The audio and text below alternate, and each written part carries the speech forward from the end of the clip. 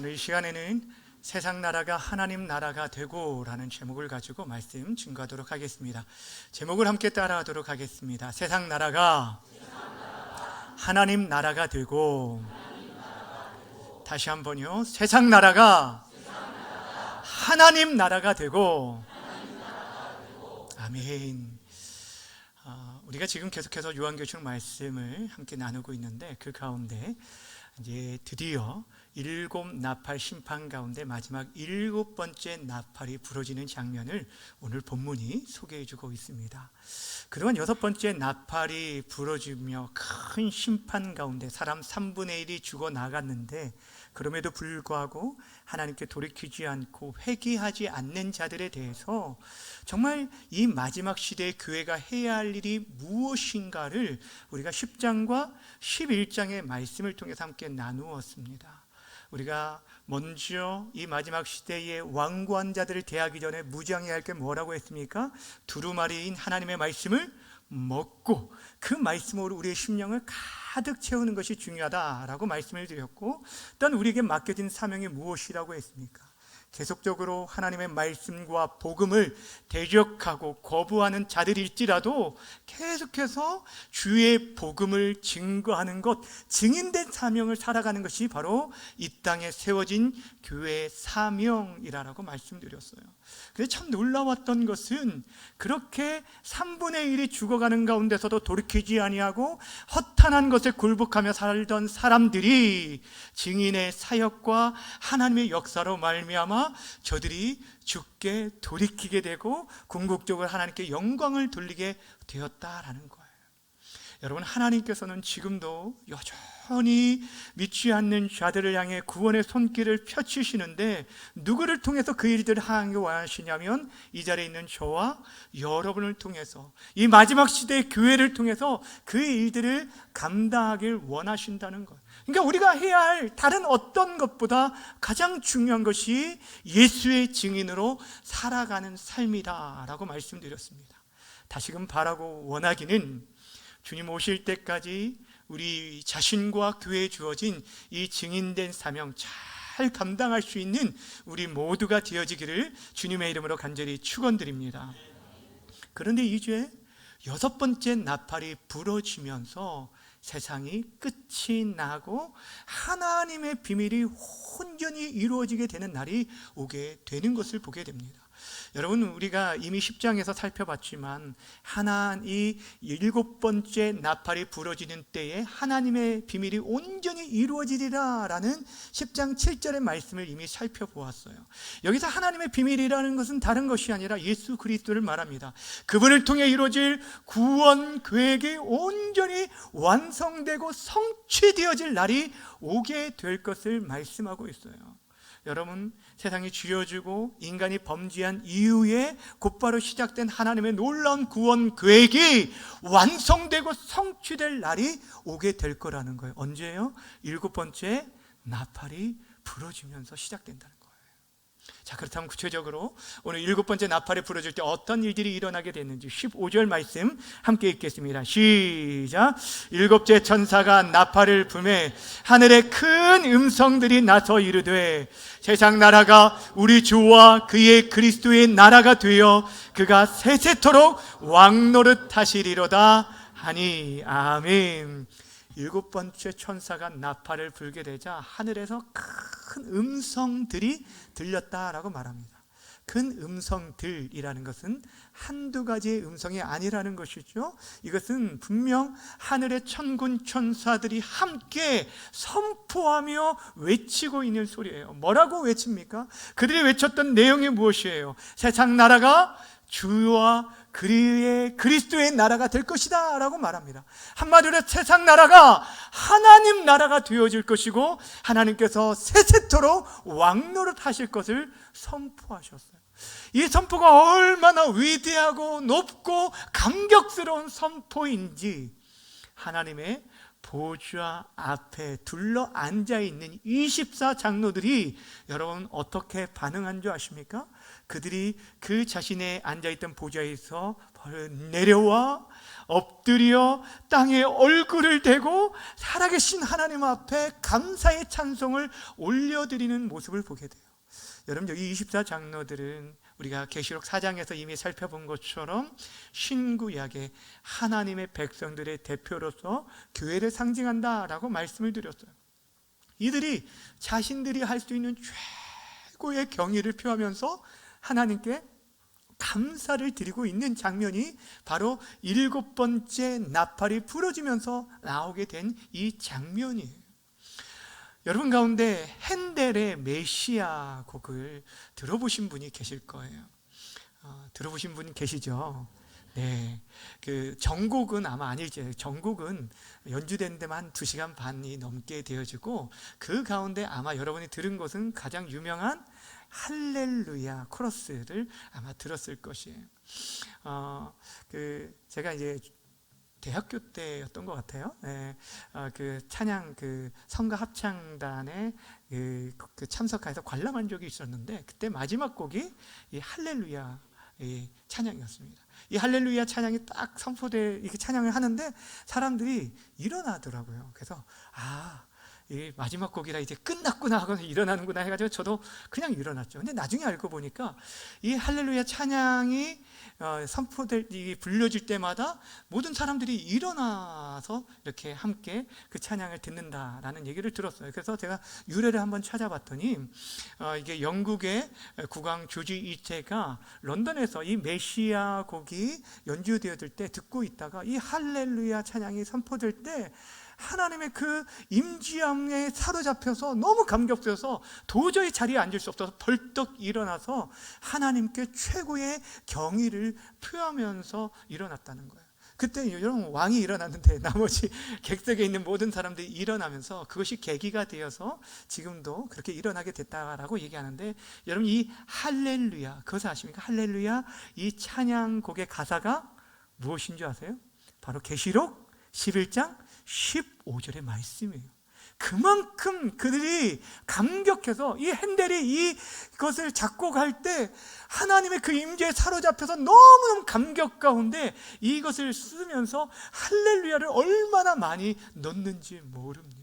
여러분, 그런 감격을 가지고 오늘 15절의 말씀을 다시 한번 우리가 힘있게 함께 화면을 보면서 선포하도록 하겠습니다. 시작! 세상 나라가 우리 주와 그의 그리스도의 나라가 되어 그가 세세토록 왕노릇 하시리로다. 아멘. 아멘. 저만 이렇게 막 크게 감격이 됩니까? 저는 막 너무너무 막 이게 그 마음 가운데 이 감격이 있어요. 감동이 있어요. 근데 우리가 이 말씀을 이해하려면 여기에 등장하는 세상 나라와 하나님 나라, 주의 나라, 그리스도의 나라라고 표현되는 하나님 나라의 개념을 우리가 바르게 이해해야 합니다. 여러분, 나라를 이루어가는 요소 가운데 3가지 요소가 있죠. 영토와 국민과 주권이 있습니다. 그 가운데 가장 중요한 것을 하나 뽑으라 한다면 주권을 뽑을 수가 있어요. 왜냐하면 우리나라가 일제 강점기 때 주권을 잃어버림으로 인해서 얼마나 큰 고통을 당했는지 우리는 잘 알고 있습니다. 이와 비슷하게 여러분, 하나님 나라와 세상 나라의 기준은 다른 것이 아니라 누구의 통치를 받느냐에 따라서 나눠지게 된다라는 거예요. 하나님 나라가 그렇습니다.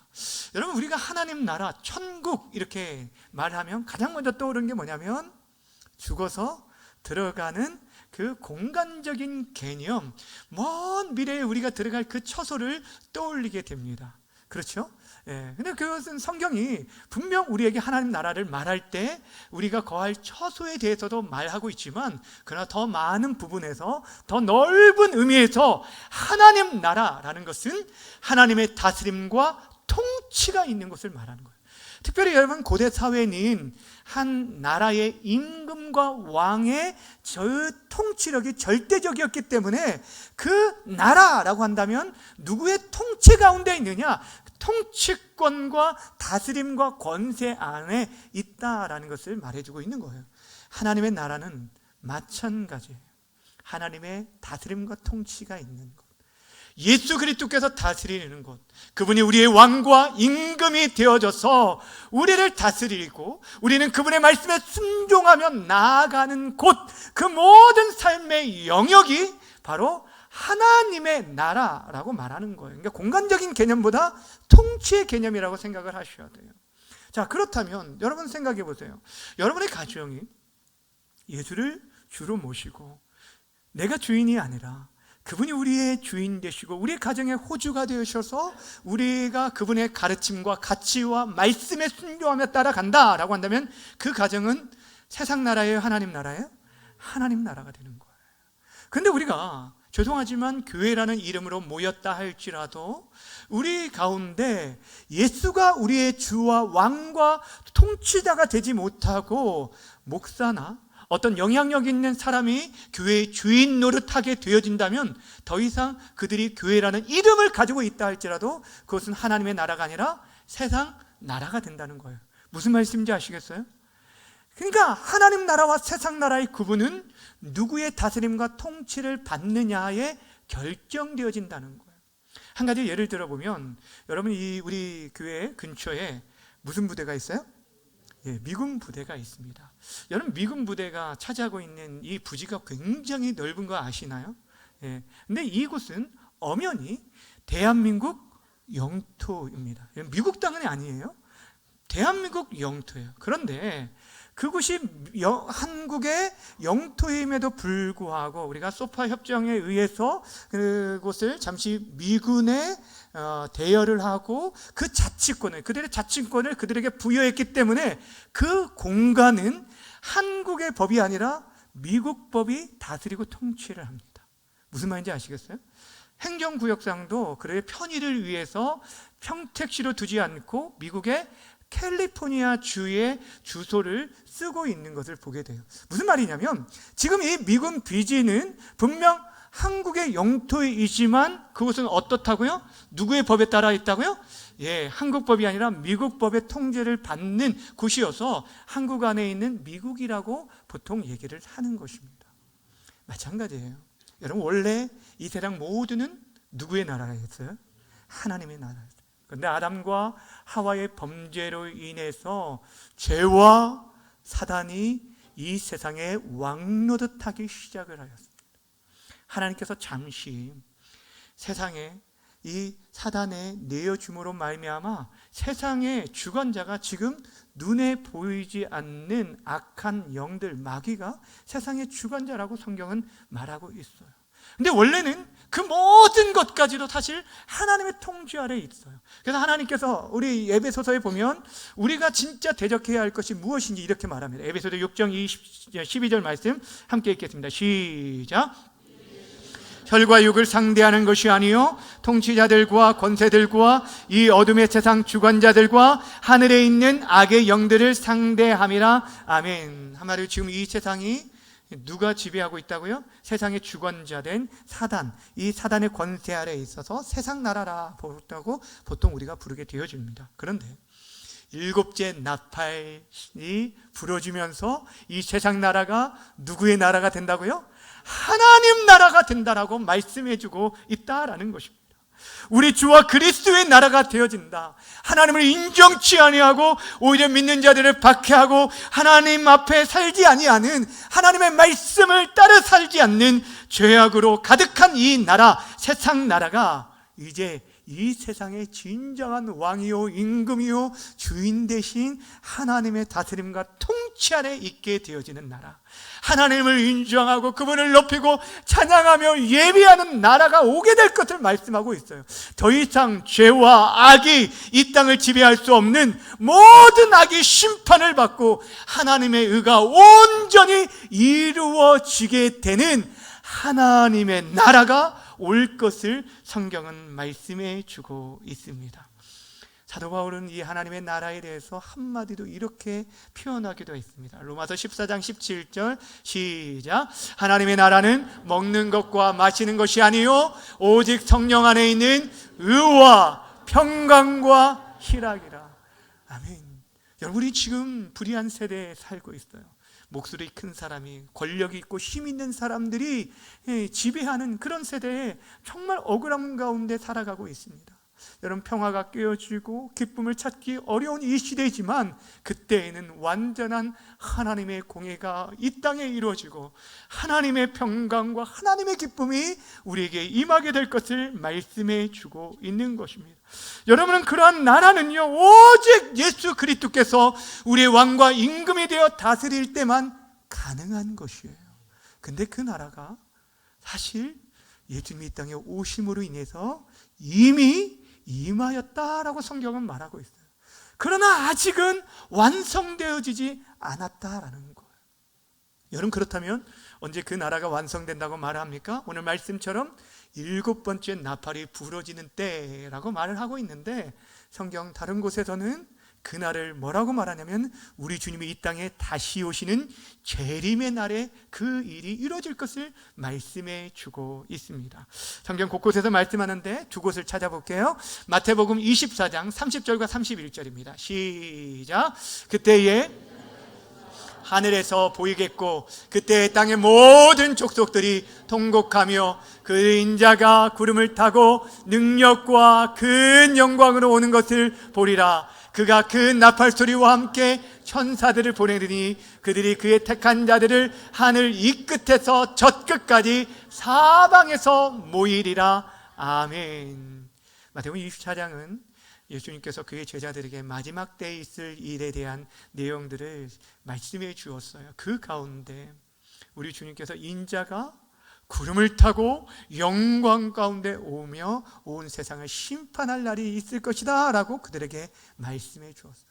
그러면서 천군 천사들과 함께 나팔소리와 함께 이 땅에 택함 받은 자들, 끝까지 믿음을 지키며 하나님을 따른 자들을 하늘 이 끝에서 저 끝까지 사방에서 불러 모아서 모든 자들을 그 하나님 나라 영광에 동참시킬 것을 약속해 주셨다는 거예요.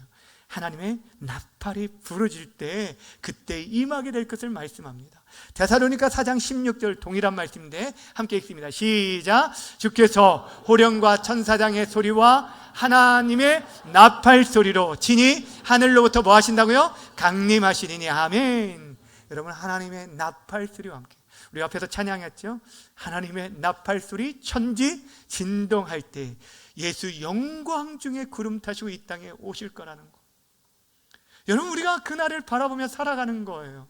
믿는 자들, 아니 이 땅에 있는 모든 피조물이 고대하는 바요, 하늘의 천군 천사들도 그날에 이루어질 구원을 찬양하며 감격하는 그 노래가 우리가 불렀던 앞에서 말했던 15절의 말씀인 것입니다. 근데 오늘 본문에 등장하는 하나님 앞에 있는 24장로들의 찬양을 통해서도 이 사실을 우리에게 확인시켜주고 있습니다. 17절 말씀 함께 읽습니다. 시작. 옛적도 계셨고 지금도 계신 주 하나님 곧 전능하신 이여 친히 큰 권능을 잡으시고 뭐 하신다고요? 왕노릇 하시는, 큰 권능을 잡으시고 왕노릇 하실 것을 분명하게 우리에게 말씀해 주었어요. 근데 여러분, 우리가 17절 읽으면서 24장로들의 이 경배의 말을 통해 볼 때 좀 특이한 점을 발견하지 않으셨나요?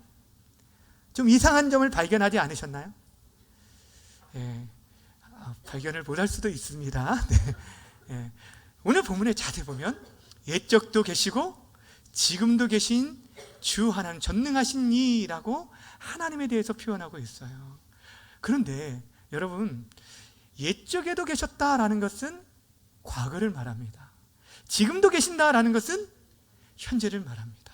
근데 미래에 대한 부분이 빠져 있어요. 왜 이것이 이상하냐면 요한계시록 1장 또 4장에 보시면 1장 4절에서 사도 요한이 소아시아 7교회에 편지를 쓸 때 예수님에 대해서 뭐라고 했냐면 이전에도 계시고 지금도 계시고 장차 오실 분이라고 소개를 했어요. 1장 8절에서도 이 하나님께서 친히 자신을 가리킬 때 뭐라고 말하냐면 이제도 있고 전에도 있었고 장차 올 자라. 4장 8절에 모든 피조물의 대표로 불리는 네 생물이 뭐라고 말합니까? 전에도 계셨고 이제도 계시고 장차 오실리. 그러니까 지금 오늘 본문에서 빠진 게 뭐예요? 장차 오실이라는 미래적인 요소가 빠져 있어요. 왜 그랬을까요? 실수가 아닙니다. 지금 이 환상을 보았을 때의 시점은 바로 우리 주님이 이 땅에 오셨기에 더 이상 오실 주님을 말하지 않아도, 언급하지 않아도 된다라는 것을 말하고 있는 것입니다. 그렇습니다. 사랑하는 여러분, 이 24장로의 말을 통해서 우리는 예수님이 다시 오시는 때가 곧 세상 나라의 권세가 끝이 나고 오직 하나님의 통치만 가득한 하나님 나라가 이루어질 것을 알게 되어지는 거예요. 여러분, 이 내용들이 어찌 보면 이제 요한계시록 제일 마지막에도 등장을 하는데 왜 이렇게 중간중간에 이 말씀들을 넣고 있을까요? 저는 지금 이 편지를 받는 소아시아 7교회, 당시 1세기에 황제 숭배를 거부하면서 믿음을 지킨 자들이 큰 압박과 핍박과 그런 죽음 앞에서 그들이 믿음을 지킬 때 마라나타 주 예수여 어서 오시옵소서 하면서 믿음을 지킬 수 있었던 이유가 다른 것이 아니었다는 거예요. 그들은 주님이 오시는 그때가 바로 온 세상, 지금 그들의 눈에 볼 때 세상 나라는 로마 제국이었어요. 1세기 당시. 그 나라가 하나님 나라 되는, 하나님의 통치하시는 나라가 될 것들을 바라보았기 때문에, 믿었기 때문에 그렇게 끝까지 믿음을 지키며 살아갈 수 있었다라는 것. 사랑하는 여러분, 우리들도 마찬가지입니다. 우리들이 이 땅에서 믿음을 지킬 수 있는 것은 우리 주님께서 약속하신 대로 반드시 다시 오셔서 이 악한 세상이 주의 나라가 되어져서 세상 모든 민족들이 하나님을 인정하는, 물이 바다 덮음같처럼 여호와를 인정하는 것이 온 땅에 가득할 그 날을 우리가 바라보기 때문에, 우리가 이미 믿음으로 먼저 하나님을 떠난, 세상을 떠난 우리 사랑하는 믿음의 선배들도 그 날에는 모두가 부활의 영광을 입고 하늘의 영광에 참여하게 될 것을 믿기 때문에 우리가 그렇게 믿음으로 살아가게 된다는 거예요. 근데 여러분, 그 날에 어떤 일이 있기 때문에 우리가 끝까지 그 날을 사모하며 믿음으로 지키며 나아가야 합니까? 오늘 18절이 그것을 말씀해 주고 있는데 18절 함께 읽겠습니다. 시작. 이방들이 분노하며 죽은 자를 심판하시며 종선지자들과 성도들과 또 작은 자든지 큰 자든지 주의 이름을 경외하는 자들에게 상 주시며 또 땅을 망하게 하는 자들을 멸망시키실 때로소이다 하더라. 아멘. 그때가 어떤 때냐면, 무슨 때라고 말을 하고 있냐면 좀 복잡하게 있지만 두 가지를 말하고 있어요. 뭘 얘기합니까? 하나님의 다스림을 받고 그분 앞에 순종하며 나아가는 자는 상급이 있을 것이다. 그런데 그의 다스림을 거부하고 오히려 반기를 들며 분노하는 자들에 대해서는 하나님께서 뭐 하신다는 거예요? 심판하실 것들에 대해서 말씀해 주고 있습니다. 하나님의 하나님 되심을, 예수 그리스도의 주 되시고 왕 되심을 인정하지 않는 자, 그 말씀 앞에 순종하지 않고 거역하며 나아가는 자, 하나님의 심판이 있을 것을 얘기하는데, 특별히 죽은 자를 심판할 거라라는 이 말씀은 여러분 우리에게 무엇을 말해주고 있습니까? 우리 주님의 오심이 최종적인 심판이 될 것을 말씀해 주고 있는 것이에요. 사람들은 죽으면 모든 것이 다 끝난다라고 생각을 해요. 소멸된다라고 생각을 합니다. 그러니 눈에 보이는 이 땅의 삶이 절미라고 생각하니까 어떻게든 다른 사람을 짓밟고 올라가서라도 쟁취하고 누리려고 생각을 합니다. 근데 여러분, 성경 그렇게 말하지 않아요. 우리가 죽음 이후에 정말 우리에게 더 중요한 영원한 삶에 대한 하나님의 판결이 있을 것을 말씀해 주고 있습니다. 그날이 너무너무 중요한데, 그때에 사단과 마귀의 종되어서 내가 주인 되어 살아가던 사람들은 결국에 하나님의 영원한 지옥 형벌을 받게 될 것을 말씀하고 있고, 끝까지 힘들고 어려운 가운데서도 믿음을 지키며 여호와를 경외하는 자, 하나님의 다스림과 통치 속에 살아가는 그들에게는 하나님께서 상 주실 것을 약속해 주셨어요. 오늘 이 18절에서 특별히 여러분, 상 주시는 자들의 범주에 대해서 뭐라고 말합니까? 종선주의자와 성도들 뿐 아니라 작은 자이든 큰 자이든, 작은 자가 먼저 나와요. 너무 감동이지 않습니까? 작은 자든 큰 자이든 누구를 막론하든 여호와를 경외하며 주의 이름을 경외하는 자들에게 상 주실 것을 약속해 주셨어요.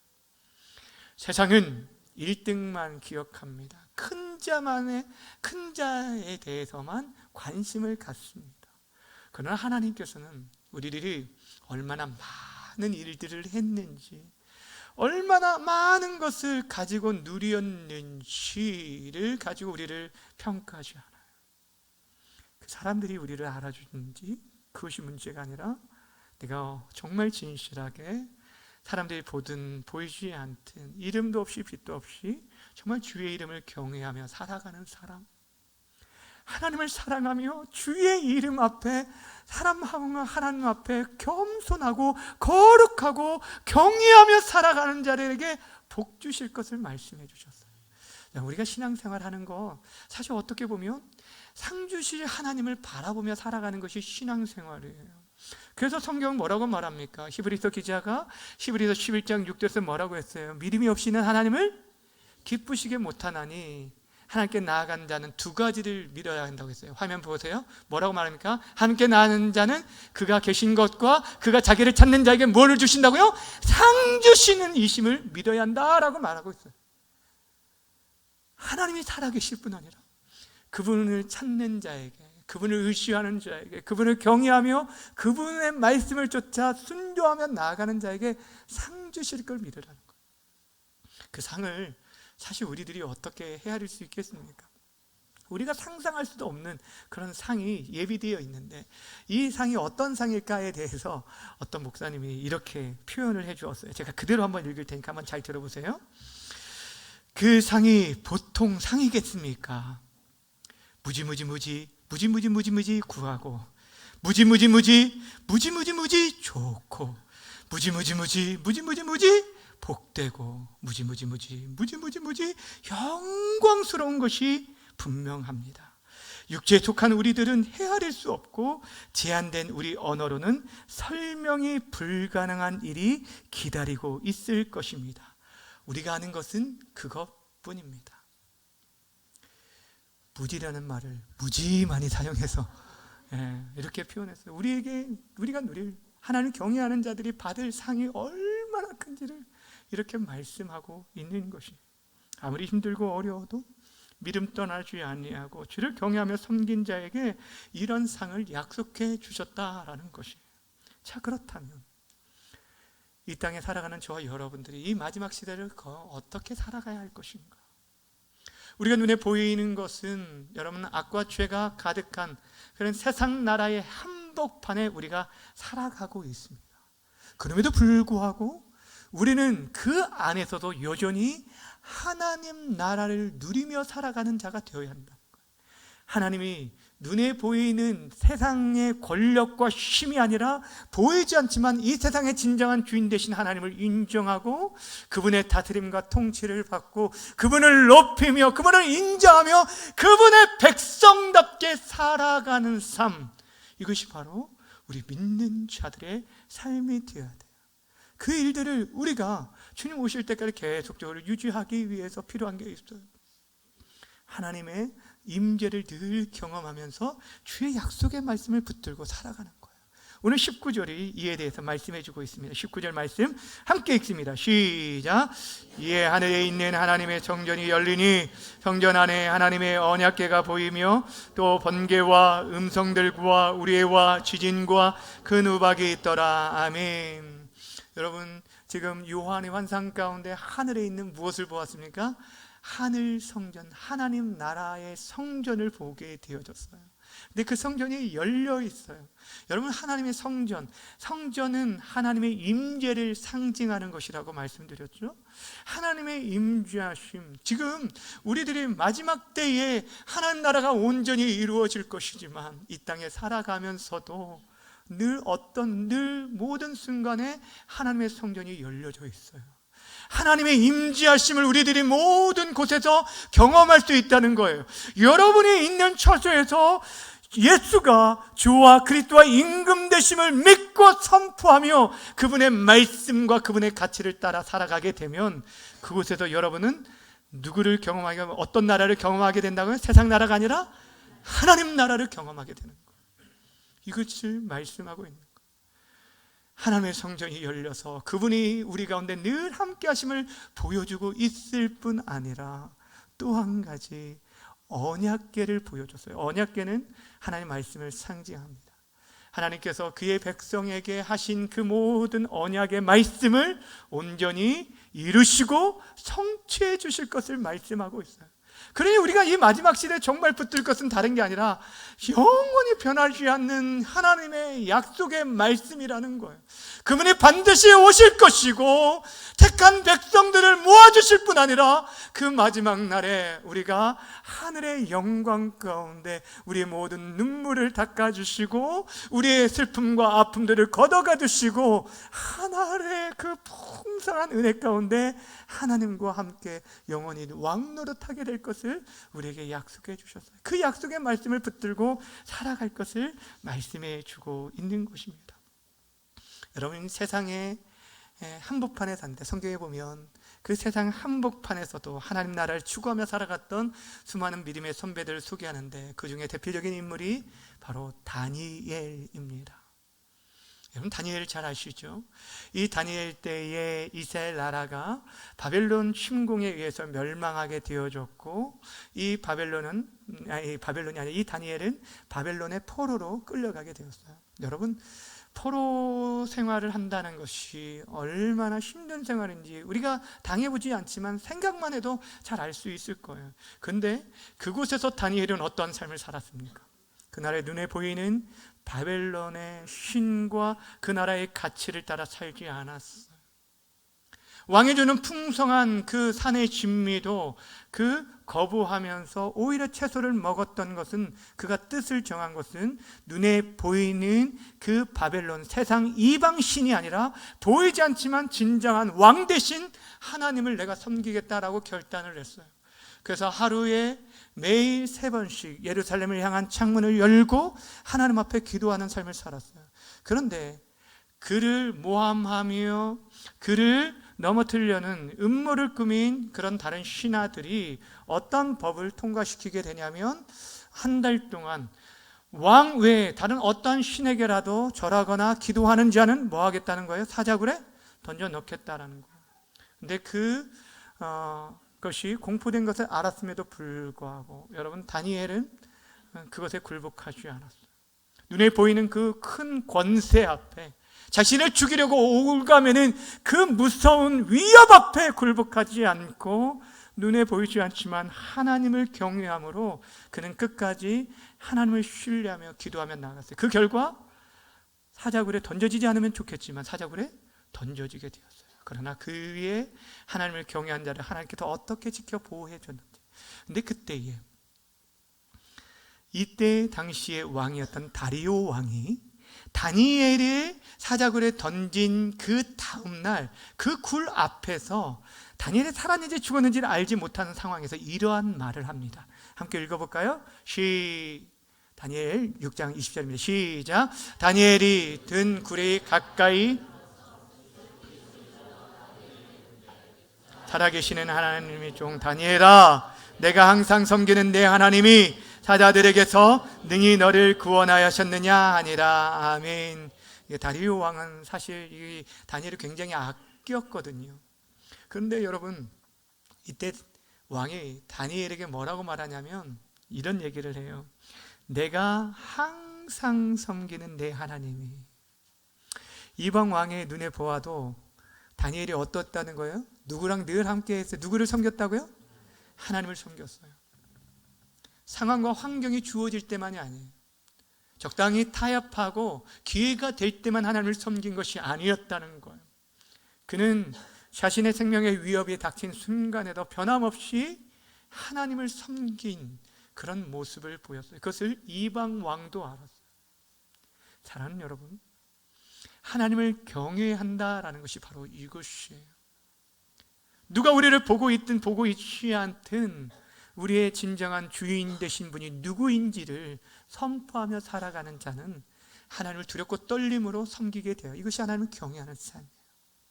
전에 살아가는 여러분은 어떻습니까?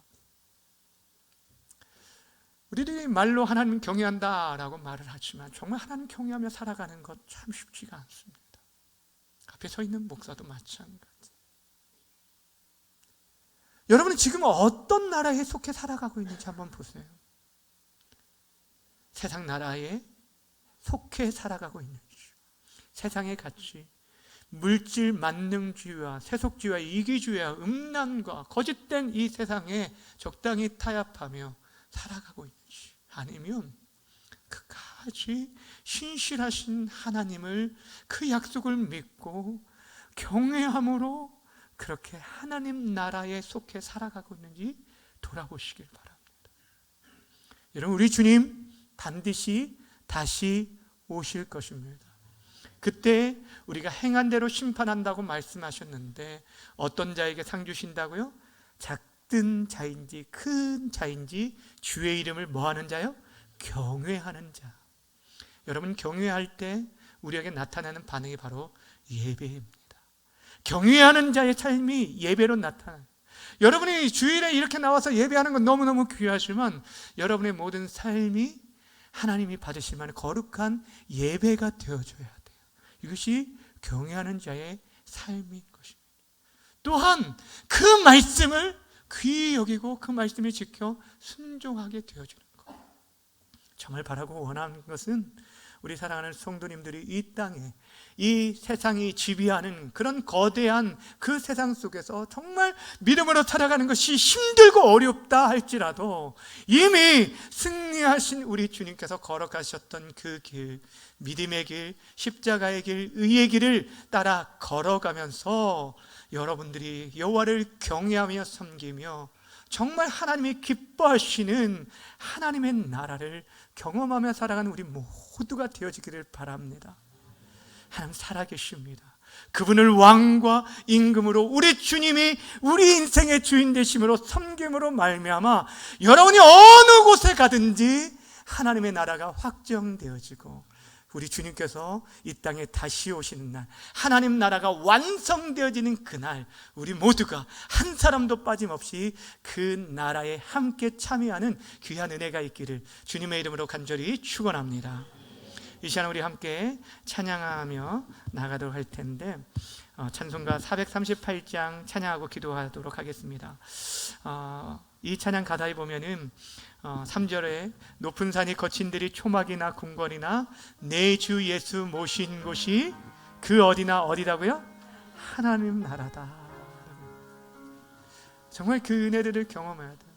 이 믿음을 가지고 우리 믿음의 선배들이 죽음 앞에서도 타협하지 않고 순교하면서까지도 하나님 나라를 바라보면서 찬양하며 그렇게 믿음을 지켰던 것.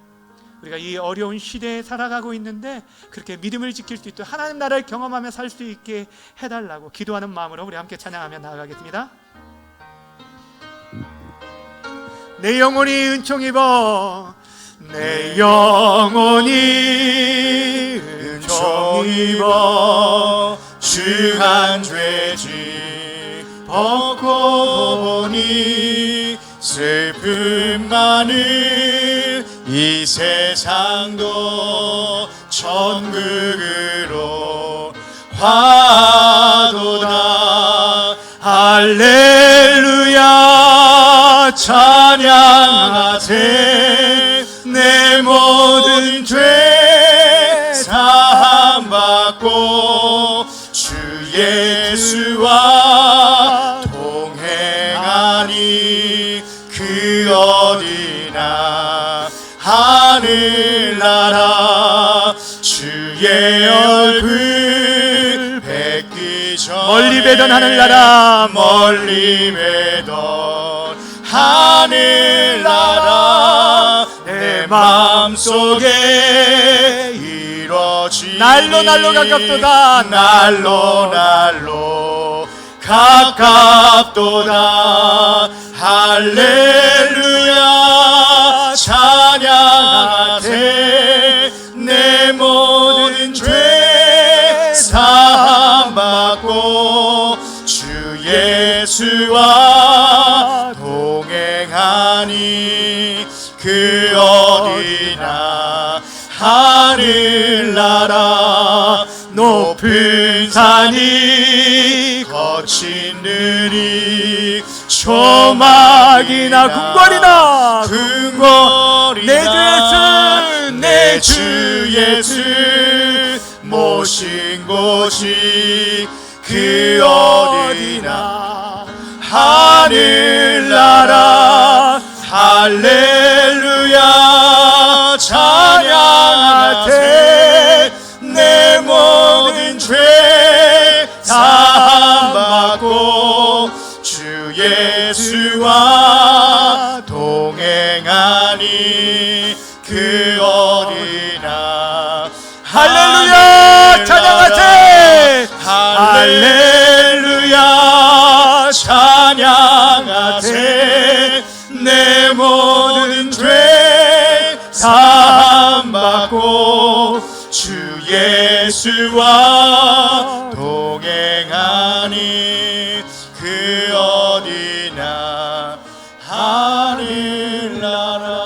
하늘나라. 여러분 요즘 삶이 어떻습니까? 너무 곤고하고 정말 어찌 보면 지옥과 같은 그런 삶을 살아가고 계십니까? 가정의 문제와 질병과 경제적인 어려움과 사람과의 관계 파괴로 인해서 고통과 어려움을 겪고 있을 수도 있습니다. 그런데 그럴수록 우리는 그곳에 우리 주님을 초청해야 합니다.